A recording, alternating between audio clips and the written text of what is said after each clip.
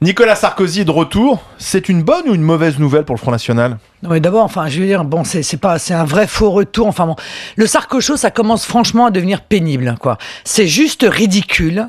Je reviens, non, je reviens pas, non, je reviens, non, je reviens pas. Qu'est-ce que c'est que ce comportement de danseuse ? Il revient ou il ne revient pas. Mais je pense que l'UMP est en train de se décrédibiliser totalement. Nicolas Sarkozy aussi, d'ailleurs.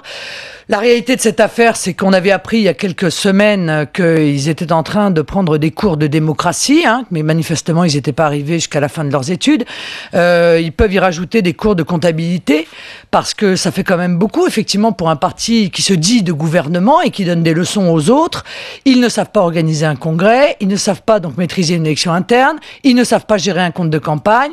Ils peuvent venir s'ils veulent. Cet été, on fait de la formation pour nos candidats. Vous êtes un peu gonflé. Marine Le Pen, le Front National a connu pareil, mésaventure financière. Vous étiez au bord de la faillite il y a quelques années. Mais absolument pas. Nous avons connu une mésaventure financière car nous avions fait un résultat qui était très mauvais aux élections législatives. Non, mais ça n'a rien à voir. Nous, on nous a pas refusé nos comptes de campagne. Bon, c'est pas du tout la même chose. Parce que le parti est endetté. L'UMP était endetté avant ce rejet des comptes de campagne parce que l'UMP avait perdu des élections, comme le Front National avait perdu aussi des élections en 2007. Pas du tout, monsieur. Ils sont endettés car ils ont acheté un siège 40 millions d'euros. Ça s'appelle la folie des grandeurs. Ou un investissement. Voilà.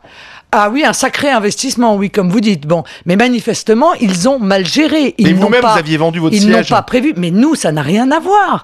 Nous avons fait des élections qui n'étaient pas bonnes. Nous nous sommes retrouvés avec une dette. Nous avons réalisé nos actifs pour pouvoir payer nos dettes. Ils n'ont qu'à faire la même chose. Moi, je veux dire, l'opération de victimisation, c'est affreux. On va pas s'en sortir.